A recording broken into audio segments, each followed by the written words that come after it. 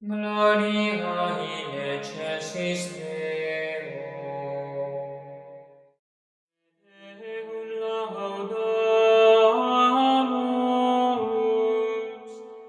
Lectura del capítulo 4 del libro del Génesis según la traducción de Monseñor Straubinger. Caín y Abel. Conoció Adán a Eva, su mujer, la cual concibió y dio a luz a Caín, y dijo: He adquirido un varón con el favor de Yahvé. Otra vez dio a luz y tuvo a Abel, su hermano. Fue Abel pastor de ovejas y Caín labrador. Pasado algún tiempo, presentó Caín a Yahvé una ofrenda de los frutos de la tierra, y también Abel ofreció de los primogénitos de su rebaño, y de la grasa de los mismos. Yahvé miró a Abel y su ofrenda, pero no miró a Caín y su ofrenda, por lo cual se irritó Caín en gran manera, y decayó su semblante. Entonces dijo Yahvé a Caín: ¿Por qué andas irritado? ¿Por qué ha decaído tu semblante?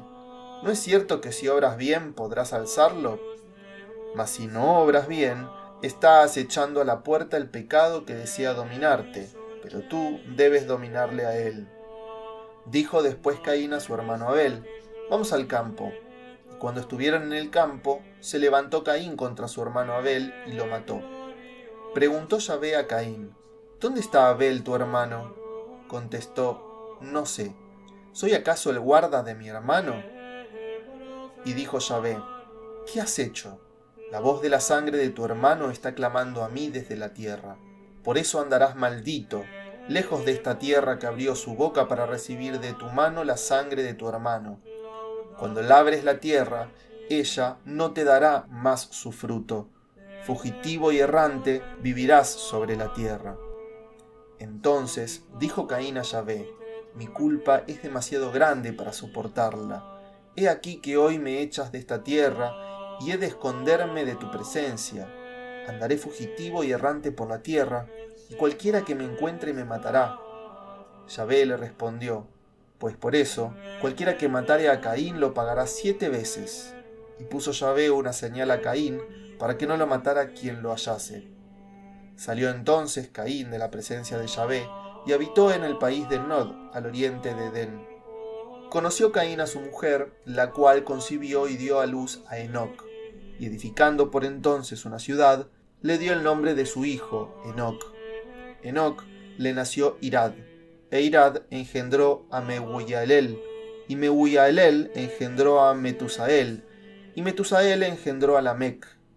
Lamec tomó para sí 2 mujeres.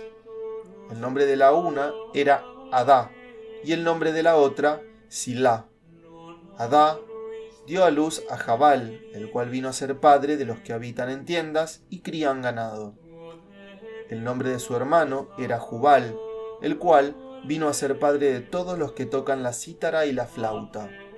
También Silá dio a luz a Tubalcaín, forjador de toda herramienta de cobre y hierro. Hermana de Tubalcaín fue Naamá. Y dijo Lamec a sus mujeres: Adá y Silá, escuchad mi voz. Yo maté a un hombre que me hirió, y a un joven por una contusión que recibí. Caín será vengado 7 veces, mas Lamec lo será 70 veces 7. Conoció Adán de nuevo a su mujer, y ella dio a luz a un hijo, el cual puso por nombre Set, porque dijo ella: Dios me ha dado otro hijo en lugar de Abel, a quien mató Caín. También a Set le nació un hijo, a quien llamó Enos. En aquel tiempo se comenzó a invocar el nombre de Yahvé. Comentarios de Monseñor Straubinger. La expresión he adquirido del versículo 1 hace alusión al nombre de Caín, que puede traducirse como adquisición. Caín, el primogénito, es el hijo de la rebeldía, el representante del espíritu de este mundo, mientras que Abel es el heredero de las promesas mesiánicas, el justo, que creía en el futuro redentor. Confrontar esto con la epístola a los Hebreos, capítulo 11, versículo 4. En el versículo 3 se menciona el primer sacrificio. Seguramente los 2 hijos de Adán no son los inventores del sacrificio, sino que siguieron la costumbre de su padre. El sacrificio es la expresión espontánea de los sentimientos del hombre que reconoce su dependencia de Dios. No había aún sacerdotes. El padre de familia era también sacerdote.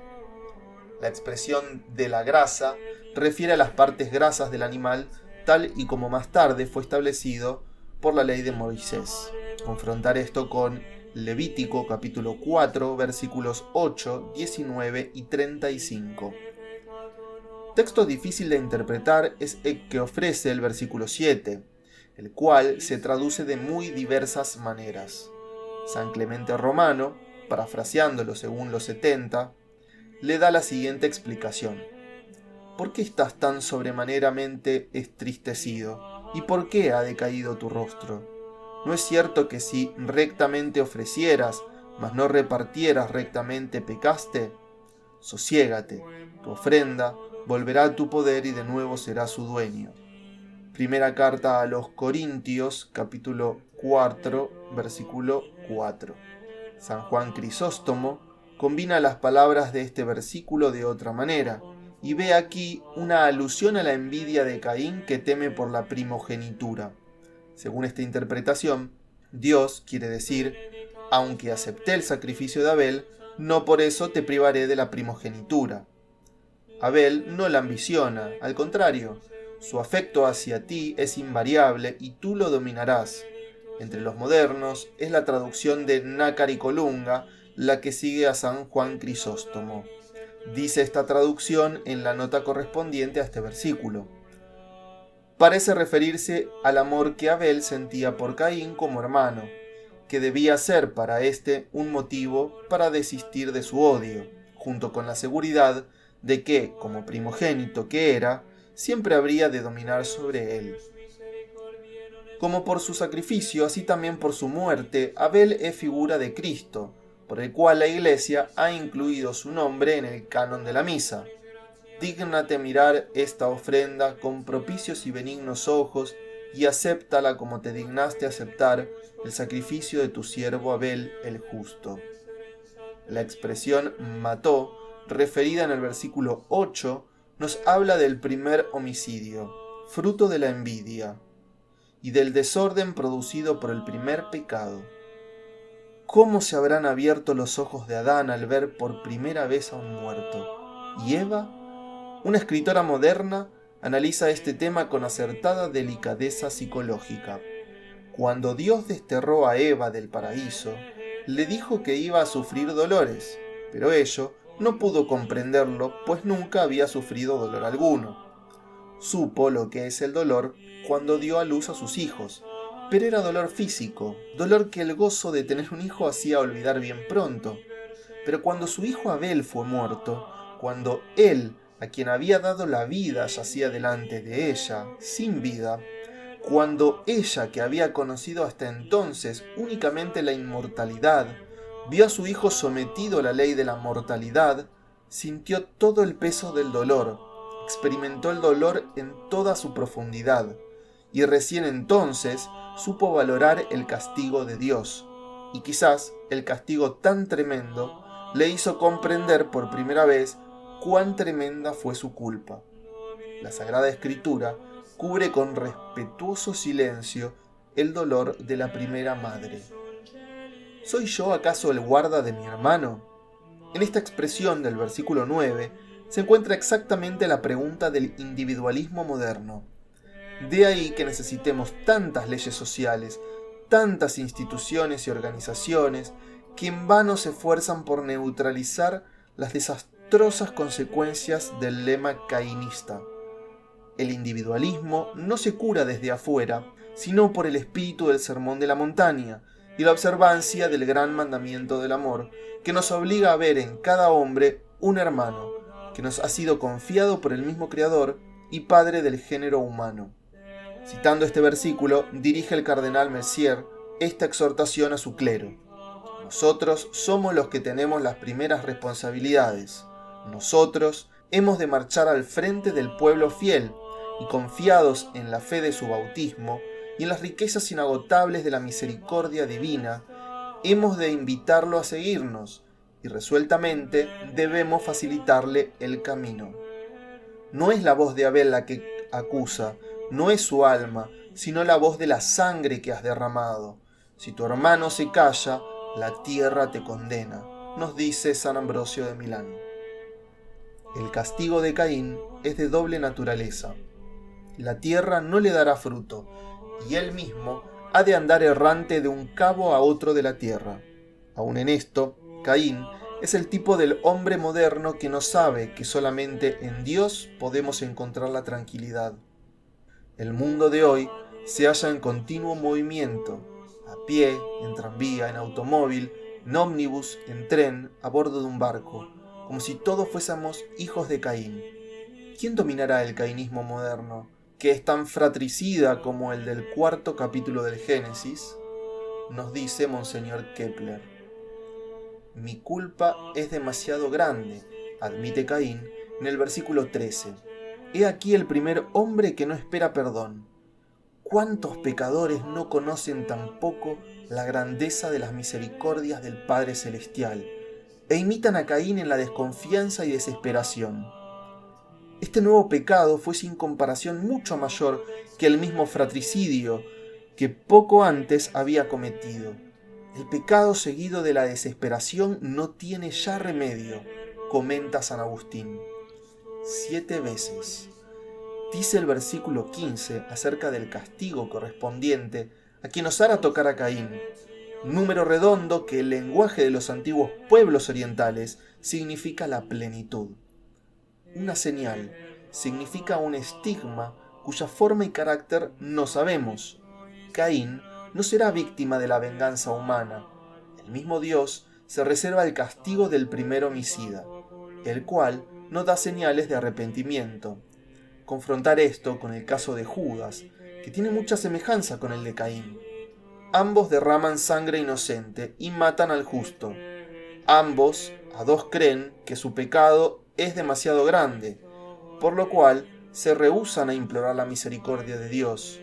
Ambos mueren impenitentes y se condenan a sí mismos, pues Dios no puede perdonar al que no quiere ser perdonado.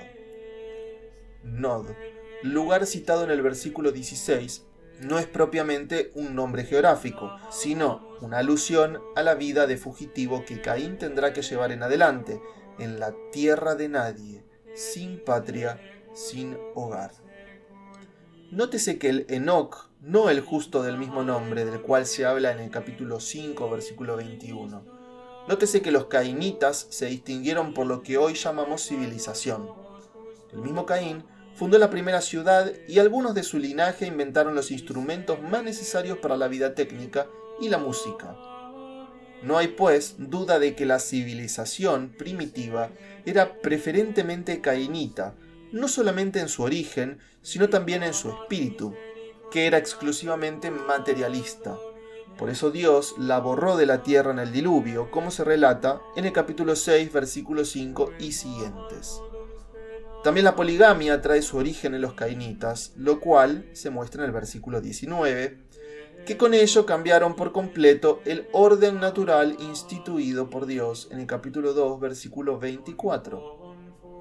Este primer poema de la humanidad mencionado en el versículo 23, que en la literatura lleva el nombre de La canción de la espada, arroja luz sobre el materialismo y cruel egoísmo de la raza de Caín, el más lamentable documento de la humanidad primitiva, la que rápidamente pierde el conocimiento de los valores morales y se dedica al culto de la fuerza.